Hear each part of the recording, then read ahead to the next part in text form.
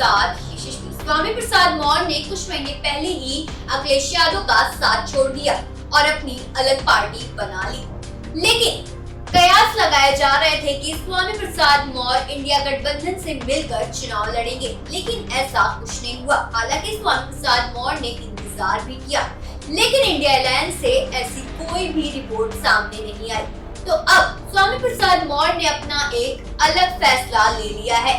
वो लोकसभा चुनाव को लेकर अकेले ही चुनाव लड़ने जा रहे हैं। तो स्वामी प्रसाद मौर्य किस सीट से उतर रहे हैं लोकसभा चुनाव में, आज हम आपको दिखाएंगे इस रिपोर्ट में। समाजवादी पार्टी से अलग होने के बाद स्वामी प्रसाद मौर्य ने फरवरी माह में राष्ट्रीय शोषित समाज पार्टी का गठन किया।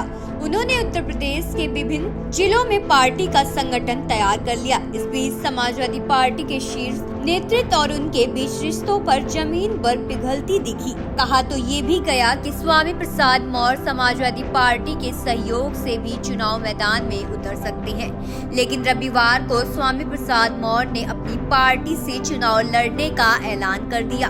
इंडिया ब्लॉक में बात न बनने के बाद राष्ट्रीय शोषित समाज पार्टी के राष्ट्रीय अध्यक्ष और पूर्व कैबिनेट मंत्री स्वामी प्रसाद मौर्य ने लोकसभा चुनाव में अकेले मैदान में उतरने का फैसला किया है। उन्होंने 2 लोकसभा सीट पर अपनी पार्टी के उम्मीदवारों के नामों का ऐलान कर दिया है। साथ ही उन्होंने कहा है कि वो जल्द ही अन्य लोकसभा सीटों पर भी अपनी पार्टी के प्रत्याशियों के नाम का ऐलान करेंगे।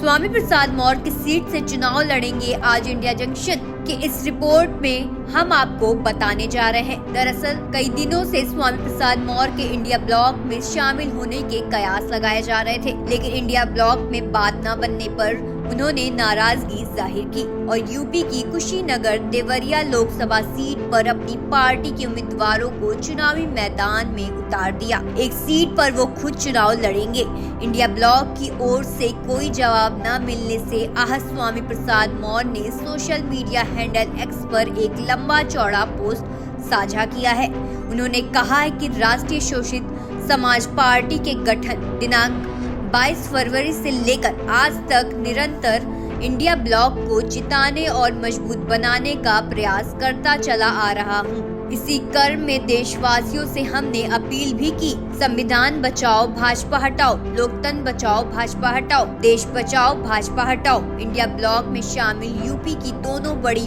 पार्टियों के नेताओं से मेरी बात भी हुई और मैंने उनके अनुसार 5 नामों की सूची भेजी थी। मैं इंतजार कर रहा था कि इस लिस्ट पर कोई फैसला होगा, लेकिन अब तक कोई घोषणा नहीं हुई। उन्होंने आगे कहा कि लंबी प्रतीक्षा के बाद लोकसभा कुशीनगर की जनता की मांग को देखते हुए मैं कुशीनगर लोकसभा सीट से चुनाव लड़ूंगा और देवरिया लोकसभा सीट से राष्ट्रीय शोषित समाज पार्टी के प्रत्याशी SN चौहान होंगे। बाकी बचे हुए नामों का भी जल्द ही ऐलान किया जाएगा।